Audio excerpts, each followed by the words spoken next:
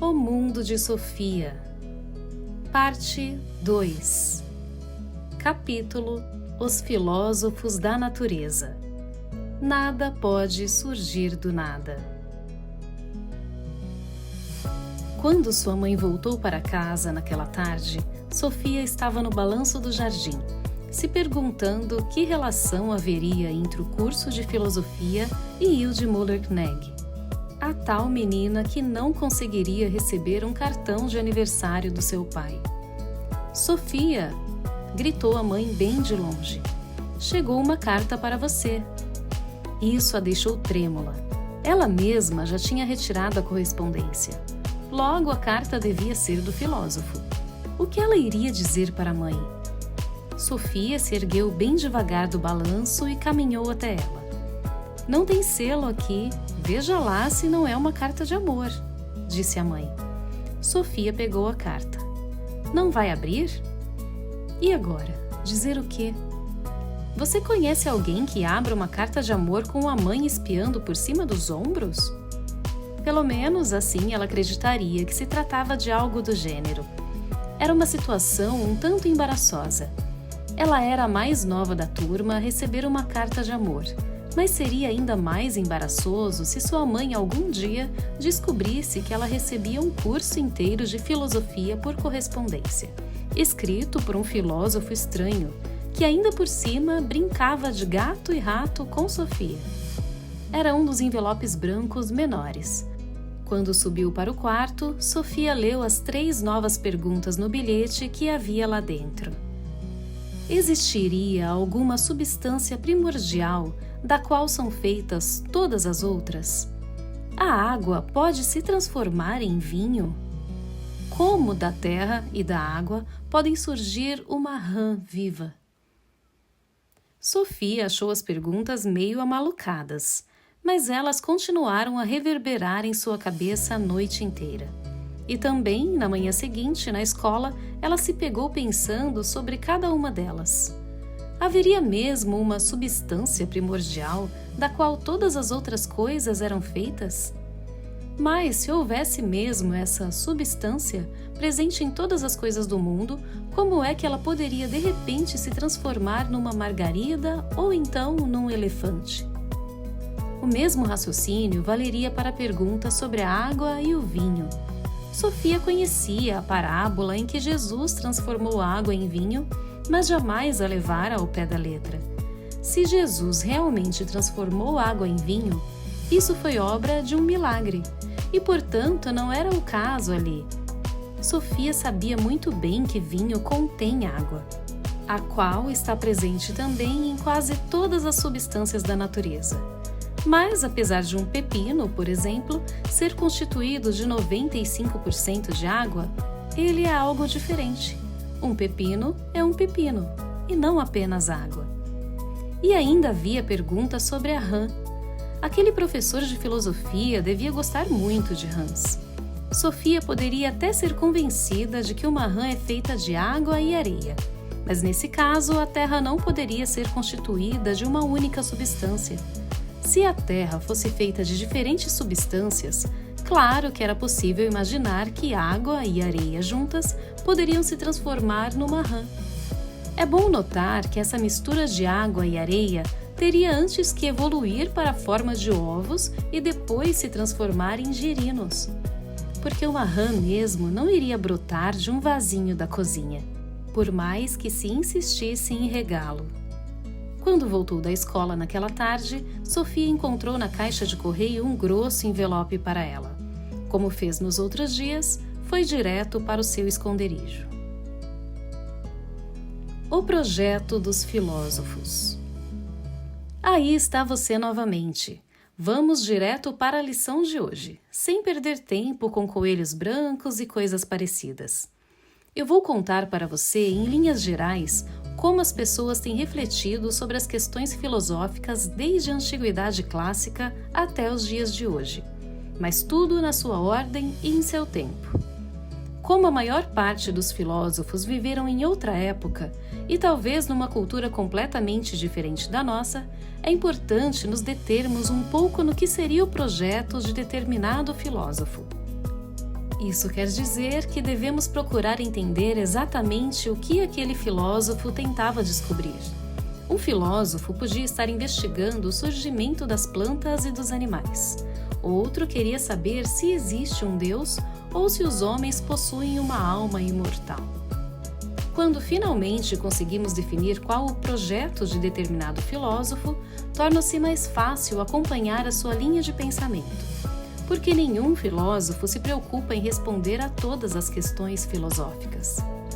Estou me referindo especificamente aos filósofos homens, pois a história da filosofia é permeada pela presença de homens. Isso porque a mulher foi historicamente menosprezada, como ser do sexo feminino e também como ser pensante. Isso é triste, uma vez que assim se perderam muitas experiências importantes. Somente no nosso século é que mulheres entraram de fato para a história da filosofia. Não vou passar lição de casa para você, muito menos vou lhe ensinar fórmulas matemáticas complicadas. Como se conjugam os verbos também está muito distante do meu interesse. Mas de vez em quando vou lhe pedir que faça um pequeno exercício. Se você aceitar essas condições, podemos continuar. Os filósofos da natureza. Os primeiros filósofos gregos costumavam ser chamados de filósofos da natureza, porque foram eles que primeiro se interessaram pela natureza e pelos processos naturais. Já nos indagamos de onde vêm todas as coisas. Muitas pessoas acreditam hoje que num determinado momento do passado as coisas surgiram do nada. Esse pensamento não era muito difundido entre os gregos. De uma maneira ou de outra, eles acreditavam que alguma coisa sempre existiu. Como tudo podia surgir a partir do nada, não era a pergunta mais importante, aliás. Os gregos frequentemente se intrigavam com o fato de peixes poderem viver na água e com o fato de árvores imensas e flores multicoloridas nascerem da terra sem vida. Para não mencionar o fato de um pequeno bebê surgir para o mundo dentro da mãe. Os filósofos testemunhavam com os próprios olhos como ocorriam constantemente as transformações na natureza. Mas como essas transformações eram possíveis? Como uma substância poderia evoluir de uma coisa para algo totalmente diferente? Uma forma de vida, por exemplo. Os primeiros filósofos concordavam que deveria haver uma substância primordial por trás de todas as transformações. Como chegaram a essa conclusão, não é fácil explicar. Nós sabemos apenas que existia a noção de que deveria haver algo que a tudo originava e para onde tudo se voltaria. O mais interessante para nós não é saber às quais respostas esses filósofos chegaram primeiro. O que interessa é refletir sobre as perguntas que eles fizeram e a que tipo de resposta chegaram. Para nós é mais importante saber como e não exatamente o que eles pensavam. Sabemos que eles levantavam questões sobre as transformações perceptíveis na natureza. Tentavam descobrir leis naturais que fossem também eternas. Queriam compreender os acontecimentos na natureza sem para isso recorrer aos mitos ancestrais. Acima de tudo, queriam compreender os processos naturais através da observação da própria natureza. Isso era algo completamente diferente de explicar raios e trovões, inverno e primavera, recorrendo ao mundo dos deuses. Dessa maneira, a filosofia se libertou da religião. Podemos dizer que os filósofos da natureza deram os primeiros passos para o estabelecimento de um modo científico de pensar, fundamentando todas as ciências naturais que surgiram depois. A maior parte das coisas que os filósofos da natureza disseram e escreveram ficou para sempre perdida no passado. O pouco que restou chegou até nós através dos textos de Aristóteles, que viveu cerca de 200 anos depois dos primeiros filósofos. Aristóteles apenas resumiu as conclusões a que os filósofos antes dele haviam chegado. Isso significa que jamais saberemos como eles chegaram a tais conclusões, mas sabemos o suficiente para afirmar com certeza que o projeto dos primeiros filósofos gregos era especular sobre a substância primordial e sobre as transformações da natureza. três filósofos de Mileto. O primeiro filósofo que ouvimos falar foi Tales, na colônia grega de Mileto, na Ásia Menor. Entre outras coisas, disse que ele calculou a altura de uma pirâmide no Egito medindo a sombra da pirâmide no exato instante em que sua própria sombra tinha o mesmo comprimento da sua altura. Ele também teria previsto um eclipse solar no ano de 585 a.C. Tales dizia que a água era a origem de todas as coisas. Precisamente o que ele queria dizer com isso, nós não sabemos. Talvez quisesse dizer que toda forma de vida surgiu na água, e a água deveria retornar quando chegasse ao fim. Quando esteve no Egito, certamente Tales pôde observar no delta do Nilo como os campos inundados se tornavam férteis depois que as águas recuavam. Talvez também tenha visto como, do nada, surgem sapos e rãs e como o campo fica verde após a chuva. É, portanto, provável que Tales tenha especulado como a água pode se transformar em gelo e vapor, e depois retornar à forma líquida. Tales seria o autor da frase "Tudo está repleto de deuses". Aqui também podemos apenas tentar imaginar o que ele quis dizer. Talvez ele tenha observado que a terra escura abrigava de flores e plantações de trigo, de besouros e baratas. Então deve ter concluído que o chão deveria estar cheio de pequenos e invisíveis espíritos de vida. Com certeza ele não se referia aos mesmos deuses de Homero. O segundo filósofo de quem ouvimos falar foi Anaximandro, que também vivia em Mileto. Ele dizia que o mundo é apenas um de muitos que existem e se dissolvem em algo que ele chamou de o indefinido. Não é fácil definir o que ele quis dizer com o indefinido, mas parece claro que não se referia a uma substância específica como Tales. Talvez acreditasse que essa substância, da qual surgiram todas as coisas, era totalmente diferente das coisas que ela originaria.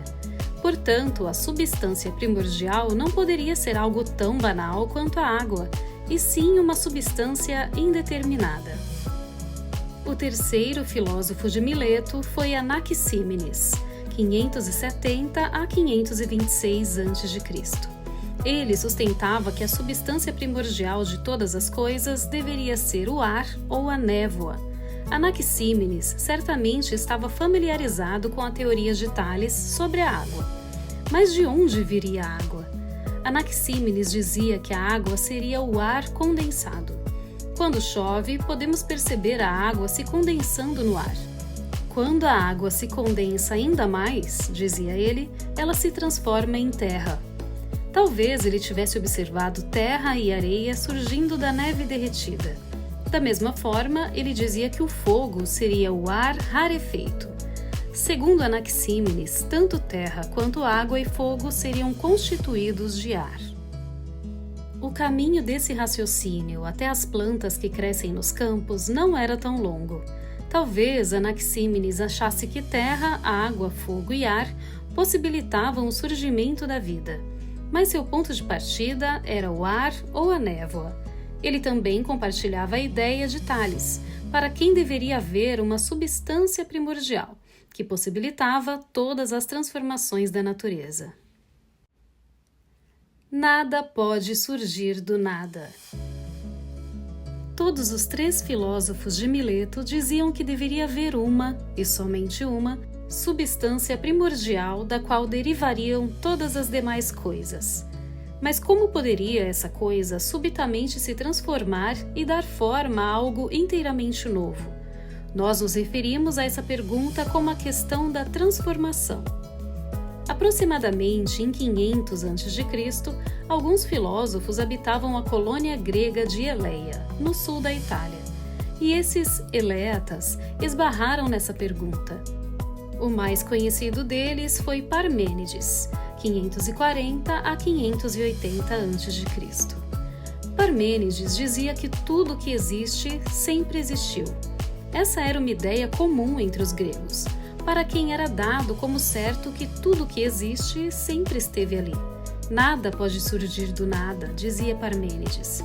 Da mesma forma, algo que já existe não pode se transformar em nada. Mas Parmênides foi além. Ele sustentava que nenhuma transformação relevante tinha possibilidade de ocorrer. Nada pode se transformar em nada diferente daquilo que já é. Parmênides, é claro, estava ciente das demonstrações permanentes de mudanças da natureza. Usando os sentidos, ele conseguia registrar essas mudanças. Ele só não conseguia conciliar isso com o que lhe dizia a sua razão. Quando estava confuso e não sabia se devia confiar nos sentidos ou na razão, sempre escolhia a razão. Todos nós conhecemos a expressão "só acredito vendo". Parmênides não acreditava nem quando via. Ele dizia que os sentidos nos dão uma visão distorcida da realidade, uma visão que não corresponde à razão das pessoas. Como filósofo, ele afirmava que sua tarefa era combater todas as formas de ilusão dos sentidos. Essa forte crença na razão humana chama-se racionalismo. Um racionalista é alguém que confia na razão humana como principal fonte de conhecimento do mundo. Tudo flui. Contemporâneo a Parmênides, Heráclito de Éfeso, na Ásia Menor, viveu entre 540 e 480 a.C., aproximadamente. Para ele, as constantes transformações são a característica mais fundamental da natureza. Talvez pudéssemos afirmar que Heráclito apostava mais nos sentidos do que Parmênides. Tudo flui, dizia Heráclito. Tudo está em movimento e nada é para sempre. Por isso, não podemos banhar-nos 2 vezes no mesmo rio, pois, quando mergulho no rio pela 2ª vez, já não sou o mesmo, assim como o rio. Heráclito também apontou que o mundo está cheio de contradições. Se jamais adoecêssemos, jamais saberíamos o que é gozar de boa saúde. Se jamais tivéssemos fome, jamais nos contentaríamos ao terminar uma refeição. Se jamais houvesse guerra, nunca daríamos valor à paz. E se jamais houvesse inverno, jamais nos contentaríamos com a visão da primavera. Tanto o bem quanto o mal têm o lugar necessário no todo, dizia Heráclito. Se não houvesse um duelo constante entre os opostos, o mundo deixaria de existir. Deus é dia e noite, inverno e verão, guerra e paz, fome e fartura, dizia. Aqui ele usou a palavra Deus, mas está implícito que ele quis dizer algo inteiramente diferente dos deuses, cujas histórias estão registradas nos mitos. Para Heráclito, Deus, ou o divino, é algo que abrange o mundo inteiro. Sim, Deus se revela exatamente na natureza cheia de contradições e em constante transformação. Em vez da palavra Deus, Heráclito frequentemente usa a palavra grega logos, que quer dizer razão. Embora as pessoas nem sempre pensem da mesma forma, nem possuam a mesma razão, de acordo com Heráclito, deve haver uma razão universal, que governa tudo o que acontece na natureza. Essa razão universal, ou lei natural, é comum a todos, e todos deveriam se orientar por ela. Ainda assim, a maioria vive de acordo com a sua própria razão, dizia Heráclito. Ele não tinha seus contemporâneos em alta conta. A opinião da maioria das pessoas é como se fosse uma brincadeira de criança, costumava dizer. Em meio a todas as contradições e transformações da natureza, Heráclito enxergou uma unidade ou um todo. Esse algo que perpassaria todas as coisas ele chamou de Deus ou Logos. 4 princípios fundamentais. Parmênides e Heráclito, de algum modo, pensavam de forma oposta. A razão, para Parmênides, deixava claro que nada poderia se transformar. Mas a experiência dos sentidos, para Heráclito, deixava também claro que a natureza está em constante transformação. Quem estaria certo? Devemos confiar no que nos diz a razão ou devemos acreditar nos sentidos? Tanto Parmênides como Heráclito dizem 2 coisas. Parmênides diz: que nada pode se transformar e que a impressão dos sentidos, portanto, não é confiável. Heráclito, ao contrário, afirma que tudo se transforma, tudo flui, e que a impressão dos sentidos é confiável. Não poderia haver divergência maior entre dois filósofos, mas qual deles estaria certo? Foi Empédocles, 494 a 434 a.C., na Sicília, que conseguiu enxergar uma luz no fim do túnel onde os filósofos haviam se metido. Ele dizia que tanto Parmênides como Heráclito estavam certos num dos seus argumentos, mas os dois estariam inteiramente errados quanto ao outro. Empédocles sustentava que a culpada dessa grande divergência era a crença dos filósofos na existência de uma única substância fundamental. Se isso fosse verdade, o abismo entre o que a razão nos diz e aquilo que vemos com os nossos próprios olhos seria intransponível. A água, naturalmente, não pode se transformar num peixe nem num pássaro. A água não pode jamais se transformar em outra substância. A água pura será água pura por toda a eternidade. Nesse particular, Parmênides tinha razão ao dizer que nada se transforma. Ao mesmo tempo, Empédocles concordava com Heráclito, quando dizia que devemos confiar naquilo que nossos sentidos nos dizem. Devemos acreditar no que vemos, e o que vemos é a constante transformação da natureza. Empédocles chegou à conclusão de que a ideia de que havia apenas uma substância primordial deveria ser alterada. Nem a água, nem o ar jamais poderiam, sozinhos, se transformar numa roseira ou numa borboleta. A natureza, portanto, não poderia ser constituída apenas de uma substância primordial.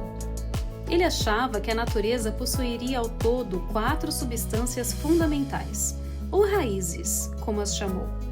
As 4 raízes seriam a terra, ar, fogo e a água. Todas as transformações na natureza seriam decorrentes da mistura ou da separação desses 4 elementos. Tudo seria feito de terra, ar, fogo e água, mas em diferentes proporções. Quando morre uma flor ou um animal, esses 4 elementos se separam. Essa transformação nós podemos testemunhar a olho nu. Mas, mesmo após misturados, cada um desses 4 elementos permaneceria intocável, totalmente inalterado. Também não seria correto dizer que tudo se transforma. No fundo, nada se transforma. O que acontece é apenas uma mistura em quantidades diferentes desses 4 elementos, que voltam a se isolar, para depois se misturarem novamente. Talvez pudéssemos comparar isso com um quadro de um pintor.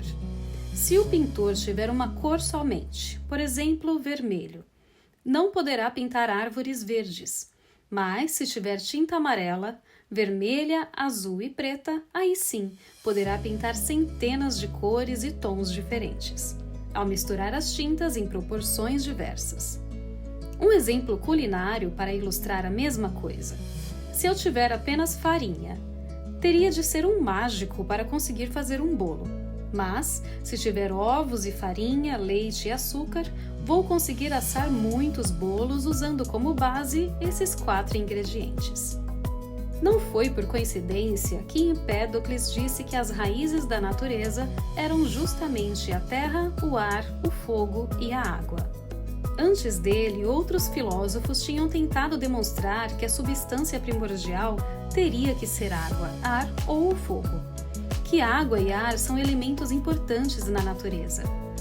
Tales e Anaxímenes já haviam indicado. Os gregos também acreditavam que o fogo era importante.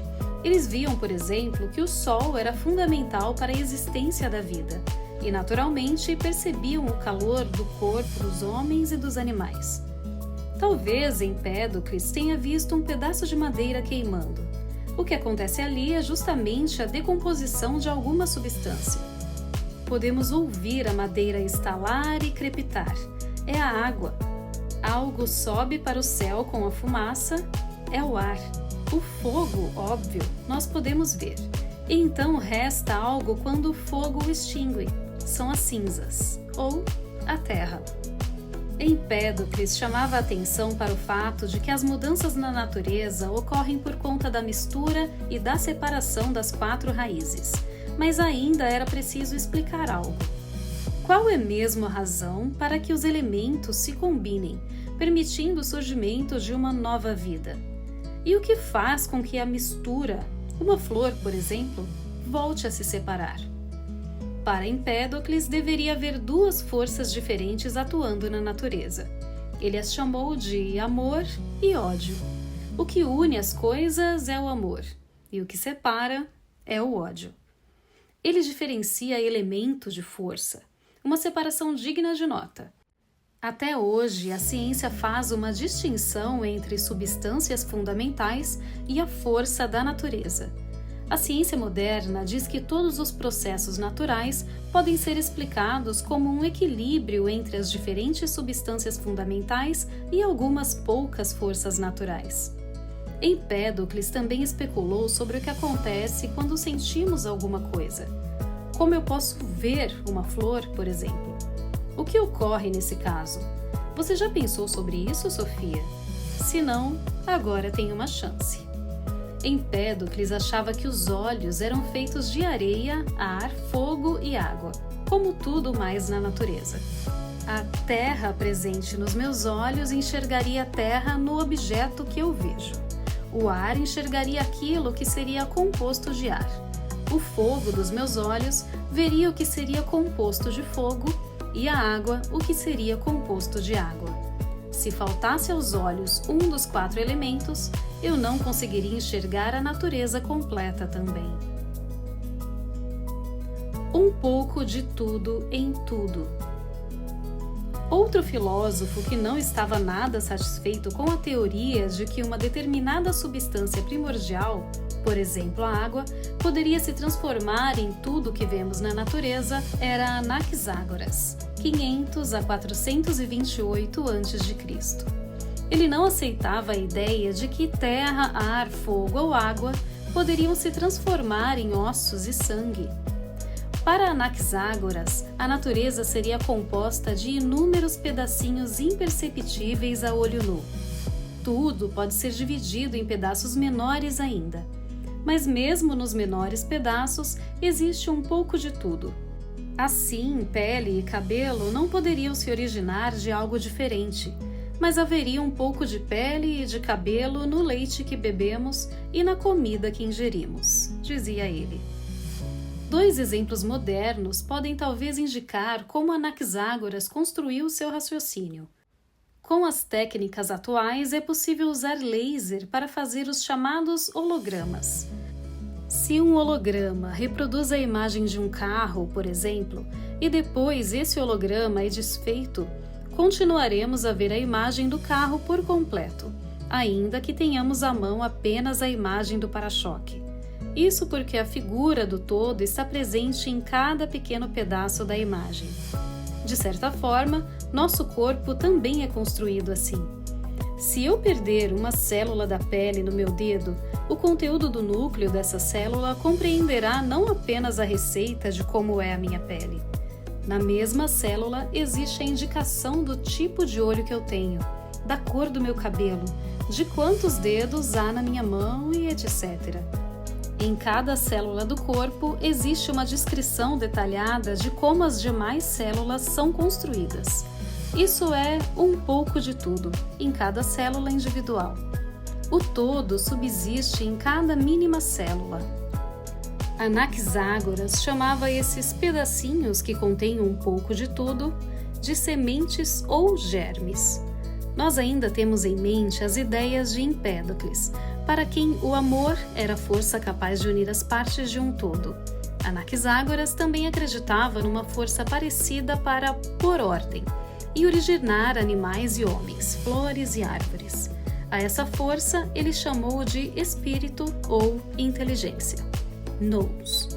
Anaxágoras é igualmente importante por se tratar do primeiro filósofo de Atenas do qual ouvimos falar.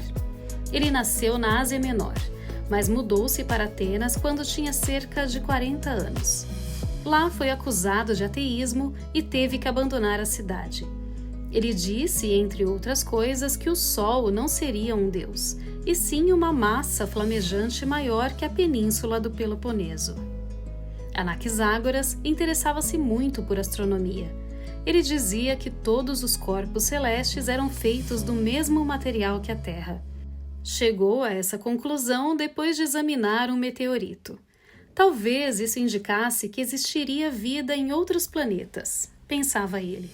Em seguida, ele afirmou que a Lua não teria brilho próprio, mas tomaria emprestada a luz da Terra, e por fim explicou como ocorriam os eclipses solares. PS. Obrigado pela atenção, Sofia. Talvez você devesse ler este capítulo 2 ou 3 vezes até compreender tudo. A compreensão requer um pouco de esforço. É como aquela sua amiga multitalentosa por quem você tem grande admiração. Esses talentos certamente custaram a ela muito esforço.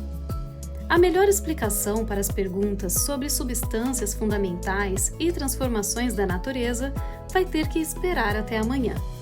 Você vai conhecer Demócrito. E agora não vou dizer mais nada. Sofia estava sentada no esconderijo, espiando pelas brechas em meio à folhagem. Ela tentava organizar os pensamentos sobre o que acabara de ler. Era mais que evidente que a água comum não poderia resultar em nada além de gelo e vapor. Um pouco de água não poderia sozinho se transformar numa água viva, por exemplo, ainda que uma água viva não consista em muito mais do que um pouco de água. Mas ela só estava certa disso porque havia aprendido na escola. Do contrário, não estaria tão confiante. Teria que observar de perto a água congelar e o gelo derreter para ter essa certeza. Ninguém estava forçando Sofia a pensar usando sua própria cabeça em vez de recorrer ao que tinha aprendido com outras pessoas. Parmênides se recusava a aceitar todo e qualquer tipo de transformação. Quanto mais Sofia refletia sobre isso, mais ela se convencia de que esse filósofo devia estar certo. A razão dele não admitia que algo instantaneamente se transformasse em outro algo. Ele se mostrou muito à frente do seu tempo ao fazer essa afirmação. Por que seus contemporâneos se limitavam a observar as mudanças da natureza? De certo, muitos acharam que Parmênides era motivo de piada. Também Empédocles foi muito sagaz ao usar sua razão e afirmar que o mundo deveria necessariamente ser composto de mais de uma substância primordial.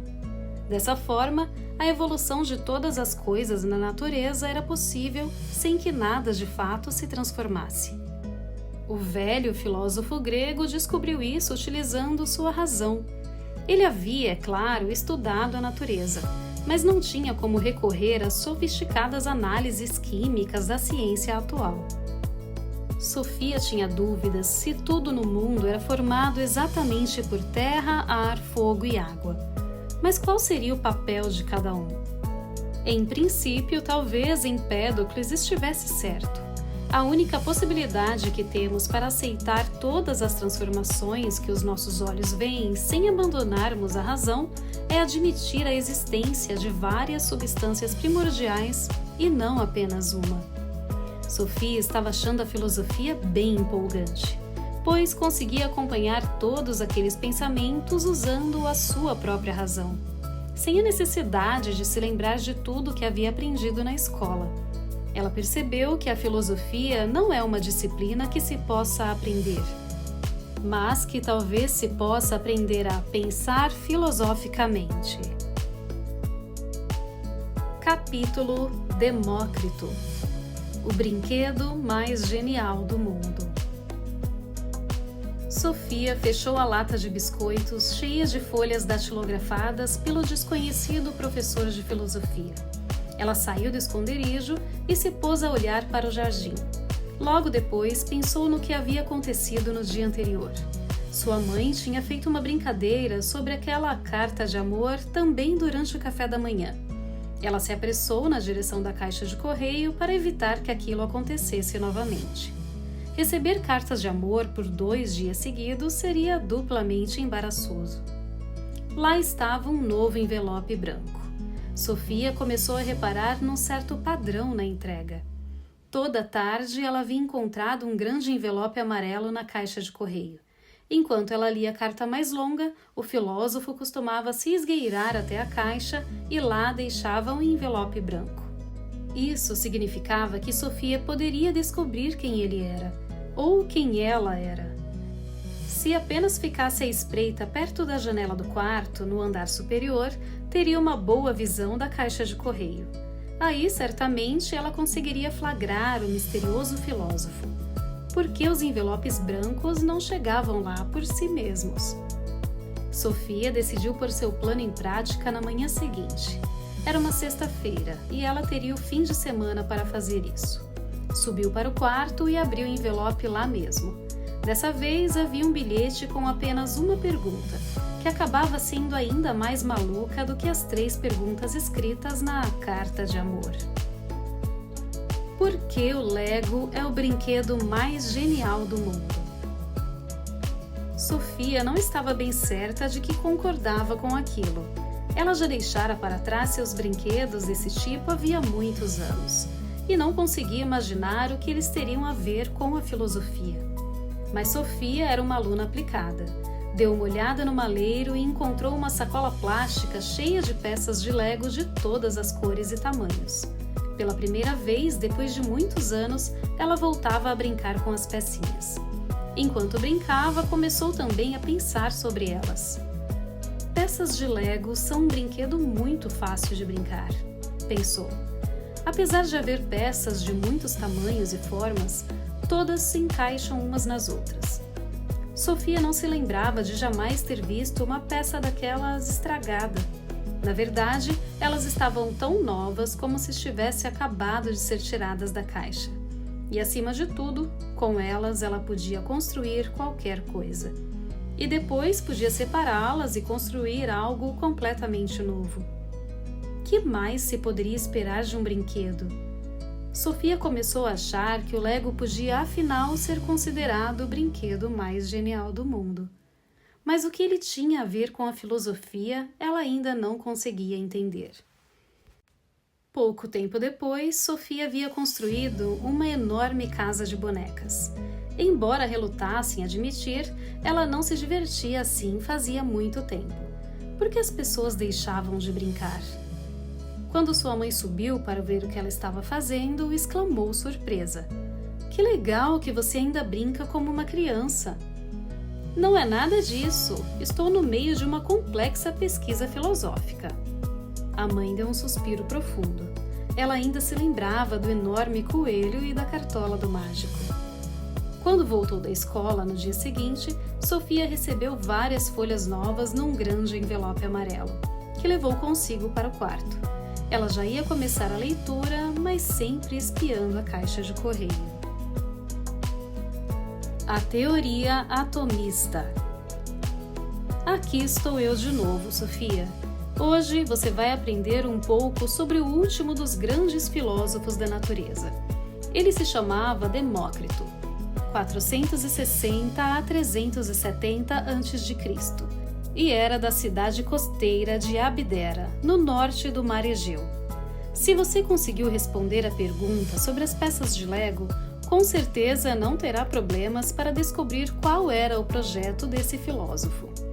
Demócrito concordava com seus antecessores ao afirmar que as mudanças da natureza não ocorriam porque algo realmente se transformava. Ele presumiu que todas as coisas deveriam ser feitas de pecinhas muito pequenas, invisíveis, eternas e imutáveis, e chamou essas pecinhas de átomos. A palavra átomo significa indivisível. Para Demócrito, era importante deixar claro que as coisas não podiam ser divididas indefinidamente em pedaços cada vez menores. Se fosse assim, a existência desses tijolinhos semelhantes a peças de Lego não seria possível. Sim, se os átomos pudessem ser divididos infinitamente, a natureza seria diluída como uma sopa que vai ficando cada vez mais rala. Os tijolos da natureza teriam, portanto, que ser eternos, porque nada pode surgir do nada. Nesse particular, Demócrito concordava com Parmênides e os Eleatas. Ele prosseguiu afirmando que os átomos seriam firmes e sólidos, mas eles não poderiam ser idênticos um ao outro. Se fossem, não haveria explicação razoável para que se combinassem e dessem forma às coisas diferentes, como papoulas e oliveiras, passando por pelo de cabra e cabelo humano. Existe uma infinidade de átomos diferentes na natureza, dizia Demócrito. Alguns são redondos e lisos, outros irregulares e rugosos. Exatamente porque possuem formas distintas é que eles podem se unir para criar os seres mais diversos. Mas eles são tantos e tão diferentes quanto são eternos, imutáveis e indivisíveis. Quando um ser, por exemplo, uma árvore ou um animal, morre e se decompõe, os átomos se separam e novamente podem se recombinar para fazer outro ser. Os átomos se locomovem pelo espaço e possuem diferentes formas de encaixe, como protuberâncias e reentrâncias, podendo ser recombinados de maneiras distintas e dar formas às coisas que vemos ao nosso redor. Agora você compreende o que eu quis dizer com as peças de Lego? Elas possuem quase todas as formas que Demócrito atribuiu aos átomos, e por isso são tão boas para construir coisas. Primeiro e mais importante, elas são indivisíveis. São diferentes em forma e tamanho, são compactas e impermeáveis. Peças de Lego também têm protuberâncias e reentrâncias, que permitem que elas se combinem nas mais diversas formas. Essas ligações podem depois ser desfeitas para dar formas a outras coisas construídas com as mesmas peças.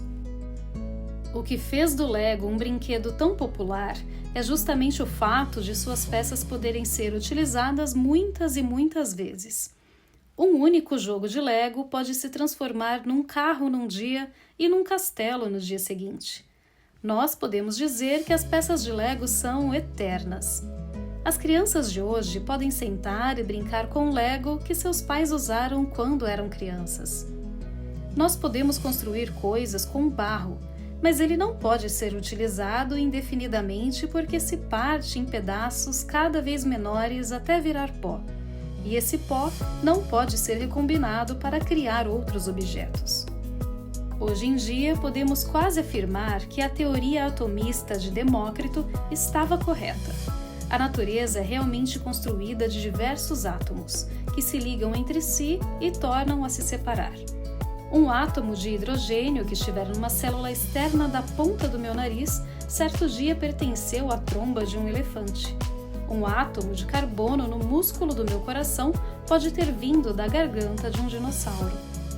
Nos dias de hoje, a ciência descobriu que os átomos podem sim ser divididos em partículas ainda menores, denominadas partículas elementares. Eles se chamam prótons, nêutrons e elétrons. E talvez essas partículas sejam compostas de pedacinhos menores ainda. Mas os físicos concordam que deve haver um limite em algum lugar. Deve existir uma pecinha mínima para a qual a natureza inteira seja feita. Demócrito não tinha acesso aos instrumentos eletrônicos do nosso tempo. Sua única ferramenta real era a razão. Mas a razão não lhe dava escolha nenhuma.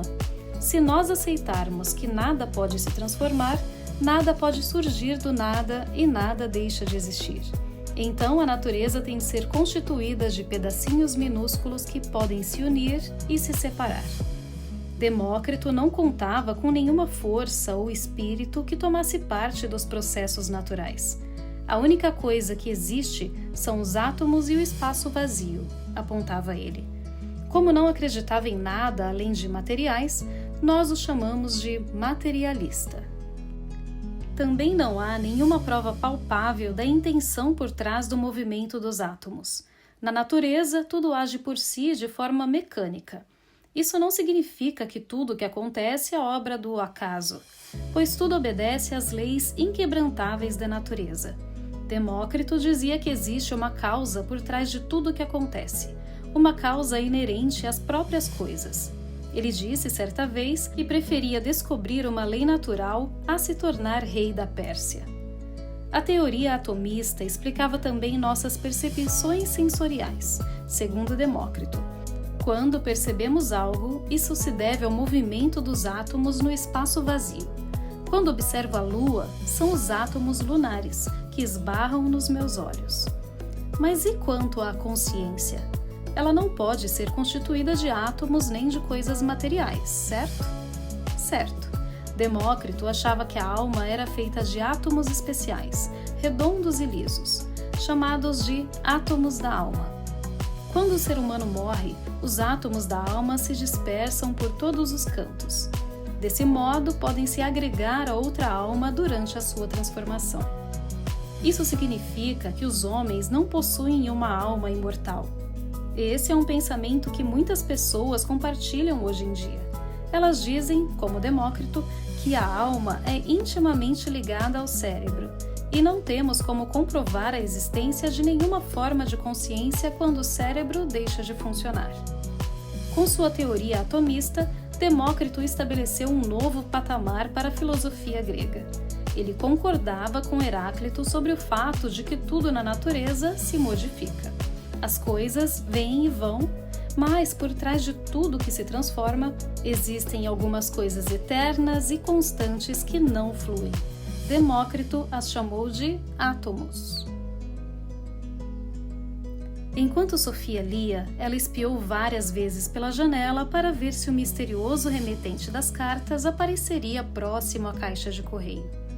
Finalmente, sentou-se perto da janela e ficou olhando fixo para a rua, ao mesmo tempo que refletia sobre o que havia lido. Ela considerava o pensamento de Demócrito muito simples e ainda assim extremamente engenhoso.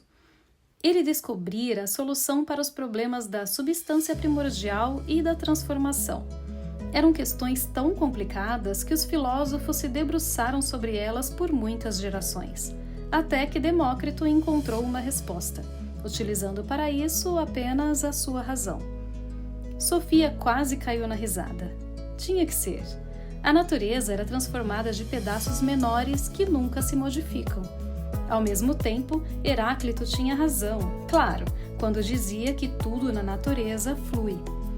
Todas as pessoas e animais morrem, e até as montanhas mais altas vão lentamente se dissolvendo. O ponto é, mesmo essas montanhas são formadas por pequenas e indivisíveis coisinhas que jamais se decompõem. Ao mesmo tempo, Demócrito tinha levantado novas dúvidas. Ele havia dito, por exemplo, que tudo é inteiramente mecânico em si. Ele não aceitava a interferência de nenhuma outra força espiritual, como Empédocles e Anaxágoras. Demócrito também afirmara que as pessoas não possuem uma alma imortal. Sofia podia ter certeza de que era assim mesmo? Ela não sabia ao certo, porém, mal havia começado o curso de filosofia. Capítulo O Destino. Os adivinhos tentam prever algo que na verdade é imprevisível. Sofia havia prestado atenção no jardim enquanto lia sobre Demócrito, mas, por garantia, decidiu descer até a caixa de correio assim mesmo. Quando abriu a porta de casa, encontrou um pequeno envelope na escada, e claro que nele estava escrito Sofia Mantzen. Ele a enganara. Logo hoje, quando ela voltara sua atenção para a caixa de correio, o misterioso filósofo se esgueirou o jardim adentro, vindo de outro lugar, e deixou a carta na escada antes de desaparecer pela floresta novamente. Espertinho. Como ele sabia que Sofia estaria vigiando a caixa de correio hoje? Talvez ele, ou ela, a tivesse visto pela janela. De qualquer forma, ela estava feliz por ter encontrado a carta antes que sua mãe chegasse. Sofia correu para o quarto e abriu a carta. O envelope branco tinha as bordas um pouco úmidas e 2 marcas profundas. Por que seria? Não chovia fazia muitos dias. No bilhete, incluso, estava escrito: Você acredita no destino? A doença é um castigo dos deuses? Que forças governam o curso da história? Se ela acreditava em destino? Não com tanta firmeza. Mas ela conhecia muitas pessoas que acreditavam. Muitas de suas amigas de sala de aula costumavam ler horóscopos das revistas. E se acreditavam em astrologia, deviam acreditar em destino também, porque os astrólogos afirmam que a posição dos astros no céu diz algo sobre a vida das pessoas na Terra. E aqueles que acham que quando um gato preto cruza nosso caminho significa que teremos azar também, acreditam em destino? Quanto mais refletia sobre isso, mais exemplos de crença no destino Sofia encontrava. Por que se bate na madeira, por exemplo? E por que sexta-feira 13 é considerado um dia de azar? Sofia ouvira dizer que muitos hotéis não possuem 13º andar. Isso, claro, porque existe muita gente supersticiosa. Superstição. Não era uma palavra estranha essa? Se as pessoas possuíssem uma religião cristã ou islâmica, o nome era apenas fé. Mas, se acreditassem em astrologia ou em sextas-feiras 13, seriam taxadas de supersticiosas. Quem teria o direito de chamar de superstição a crença de alguém? Sofia só tinha certeza de uma coisa: Demócrito não acreditava no destino. Ele era materialista. Só acreditava nos átomos e no espaço vazio. Ela tentou se concentrar nas outras perguntas do bilhete. A doença é um castigo dos deuses? Alguém pensaria assim hoje em dia? Mas aí ela se deu conta de que muita gente contava com a ajuda de Deus para manter a sua saúde. Portanto, essas pessoas deveriam crer que o dedo de Deus seria capaz de decidir o jogo entre os que adoecem e os que permanecem sadios. A última pergunta era um pouco mais difícil. Sofia jamais pensara naquilo, em forças que governam o curso da história. Mas seriam essas forças humanas? Se existisse mesmo um Deus ou destino, os homens não possuiriam um livre-arbítrio. Essa história de livre-arbítrio levou a imaginação de Sofia para um pensamento totalmente diferente, porque ela devia aceitar resignadamente a brincadeira de gato e rato que o filósofo misterioso fazia com ela. Ele ou ela, de certo, iria deixar na caixa de correio um novo envelope grande, ou no decorrer da noite, ou numa hora qualquer da manhã seguinte, pois então ela também deixaria uma carta para o seu professor de filosofia. Sofia começou a escrever. Ela achava muito difícil escrever para alguém a quem jamais tinha visto. Não sabia nem se era um homem ou uma mulher, nem mesmo se era alguém mais velho ou mais jovem. De mais a mais, poderia ser alguém que Sofia conhecesse.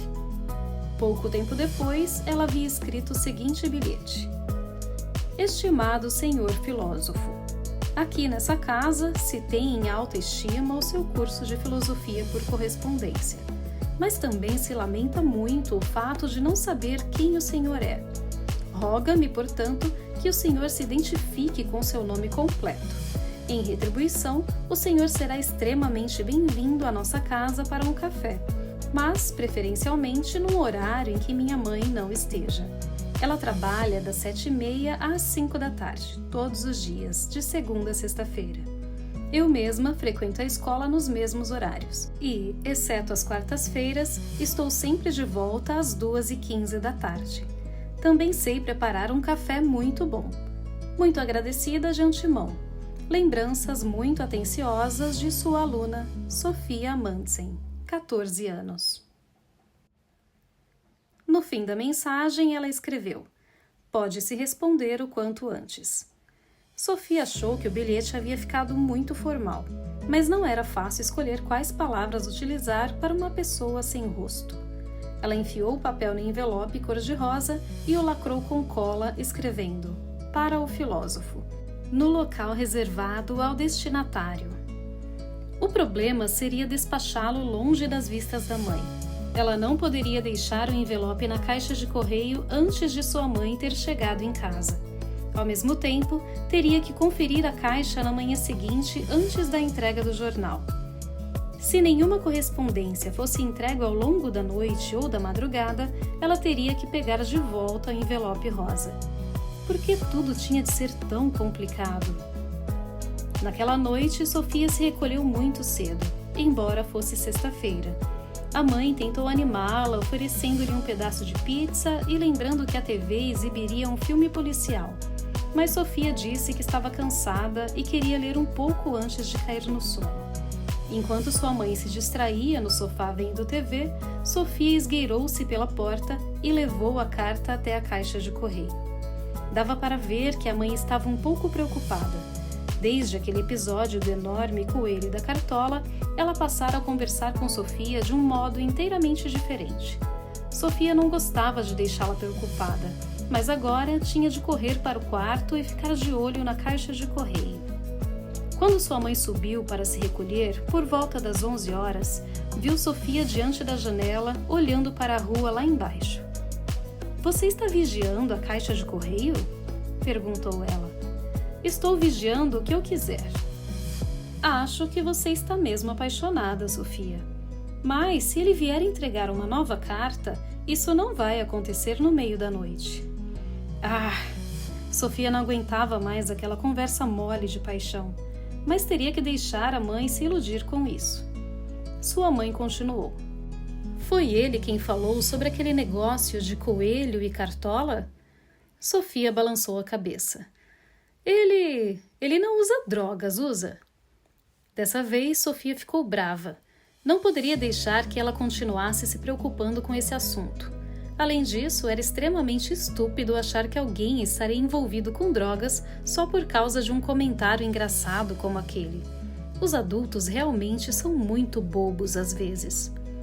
Ela se virou e disse: Mamãe, eu prometo a você aqui e agora que jamais vou experimentar drogas. E ele não usa nenhuma droga também. Ele só se interessa por filosofia. Ele é mais velho que você? Sofia negou com a cabeça. Da mesma idade? Sofia confirmou. E ele se interessa por filosofia? Ela novamente fez que sim. Ele certamente é muito legal, mocinha. Mas acho que agora você deve tentar pegar no sono. Mas Sofia permaneceu ali horas a fio, olhando para a rua. Por volta da 1 da manhã estava tão cansada que cochilou. Pouco antes de se preparar para deitar, ela notou uma sombra se esgueirando pela floresta. Lá fora estava tudo muito escuro, mas havia luzes bastante para ela enxergar a silhueta de uma pessoa. Era um homem. Sofia percebeu que ele era bem mais velho, ou pelo menos não tinha sua idade. Na cabeça ele usava uma boina ou algo do gênero. Pareceu-lhe que ele estava olhando para dentro da casa, mas Sofia havia apagado todas as luzes. O homem foi direto para a caixa de correio e deixou cair lá dentro um envelope grande. Assim que fez isso, avistou a carta de Sofia. Enfiou a mão na caixa e a apanhou. No instante seguinte, já estava a caminho da floresta, desaparecendo pela trilha a passos rápidos. Sofia sentiu o coração palpitar bem forte. Sua vontade era correr atrás dele de camisola mesmo. Se bem que ela não se atreveria a sair no meio da noite atrás de um estranho. Mas ela precisava descer para apanhar o envelope, isso sim. Depois de um instante, ela desceu a escada de mansinho, abriu a porta da frente com muito cuidado e foi até a caixa de correio. Imediatamente voltou para o quarto com o envelope na mão. Sentou-se na cama e prendeu o fôlego. Alguns minutos se passaram e a casa continuava em completo silêncio. Ela abriu o envelope e começou a ler. Não esperava ler uma resposta para a carta que havia escrito. Talvez ela viesse na manhã seguinte. O destino. Bom dia, querida Sofia. Quero apenas, por uma questão de segurança, deixar muito claro que vocês jamais devem tentar me espionar. Nós vamos nos encontrar no futuro, mas eu é que vou determinar o lugar e a hora. Fica combinado assim. E você não vai bancar a desobediente, vai? De volta aos filósofos, nós vimos como eles tentaram encontrar explicações naturais para as transformações da natureza, que antes eram explicadas através dos mitos. Mas também em outras áreas era preciso tirar as antigas superstições do caminho. Observamos isso nas perguntas sobre saúde e doença, e também nas questões políticas. Em ambos os temas, os gregos possuíam uma firme crença no destino. Eles eram fatalistas, o que quer dizer que acreditavam que o que iria acontecer já estava determinado. Esse comportamento nós podemos encontrar em todo o mundo, tanto naquela época como agora, ao longo de toda a história. Aqui entre nós, as antigas sagas islandesas estão permeadas por uma forte crença da providência divina. Tanto entre os gregos como em outros povos do mundo, é possível encontrar a noção de que as pessoas podem conhecer o destino através de diversas formas de oráculo. O destino da humanidade ou de um estado poderia ser demonstrado por diferentes presságios. Até hoje, muitas pessoas acreditam que é possível prever a sorte nas cartas, fazer a leitura das mãos ou ver o destino escrito nas estrelas. Uma forma de adivinhação bem comum na Noruega é a cafeomancia.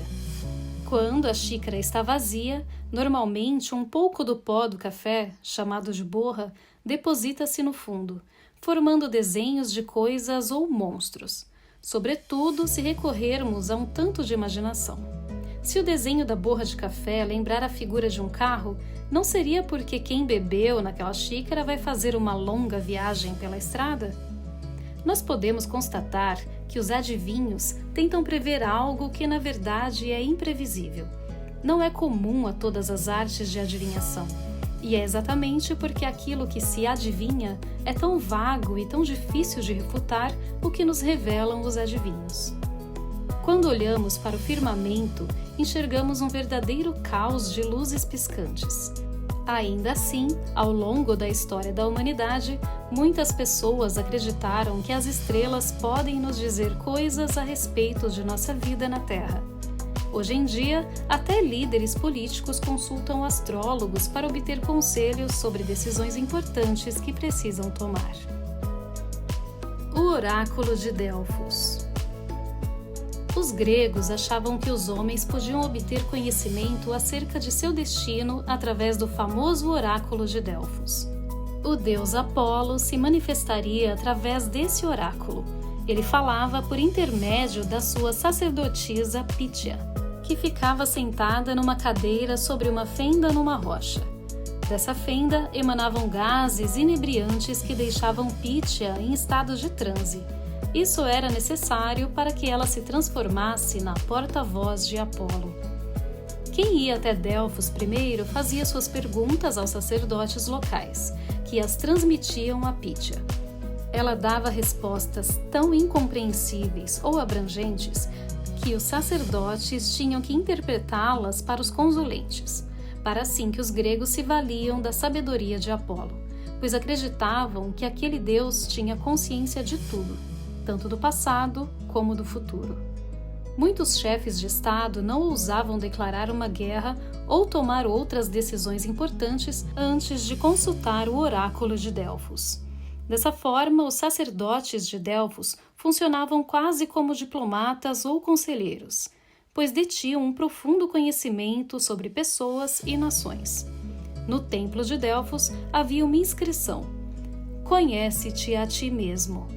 Com isso, se pretendia lembrar os que ali estavam de que eles não passavam de meros seres humanos, e nenhum ser humano poderia escapar do seu destino. Entre os gregos, contavam-se muitas histórias de pessoas que se viam à mercê dos seus destinos. Com o tempo, foram escritas peças, tragédias, sobre esses indivíduos trágicos. O exemplo mais célebre é a narrativa sobre um rei chamado Édipo. A ciência da história e da medicina.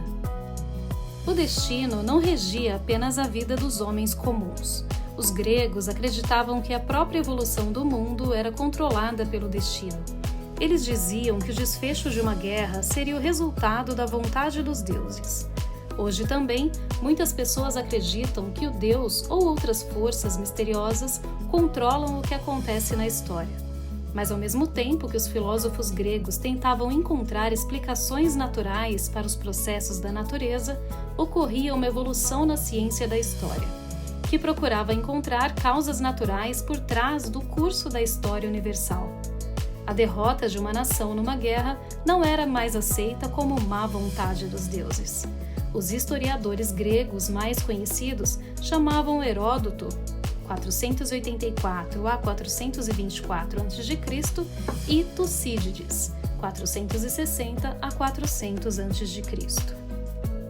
Os gregos também acreditavam que as doenças contagiosas seriam causadas pela ira dos deuses.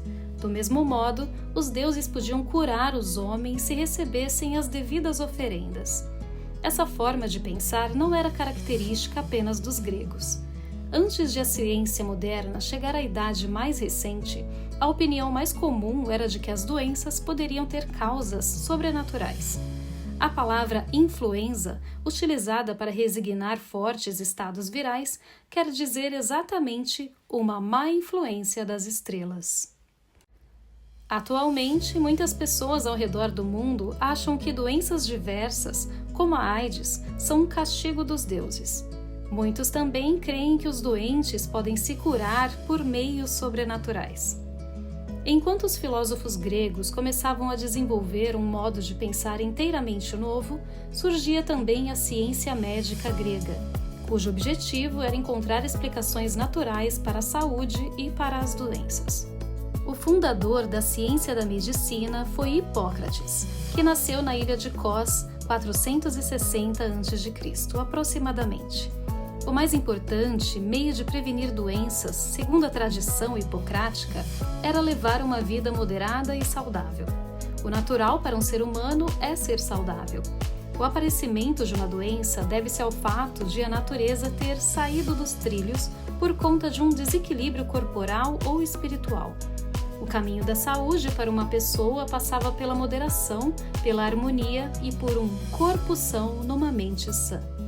Hoje em dia se fala muito em ética médica. Com isso, se pretende que um médico exerça seu ofício observando certas diretrizes de correção. Um médico não deve, por exemplo, prescrever o uso de droga nenhuma para pessoas saudáveis. Além disso, deve manter sigilo sobre os pacientes que atende, não transmitindo a ninguém as informações que detém a respeito de sua doença. Essas são ideias cujas raízes remontam à época de Hipócrates. Ele fazia com que seus alunos prestassem o seguinte juramento: Eu juro por Apolo Médico, por Esculápio, Ígia e Panaceia, e tomo por testemunhas todos os deuses e todas as deusas, cumprir, segundo meu poder e minha razão, a promessa que se segue.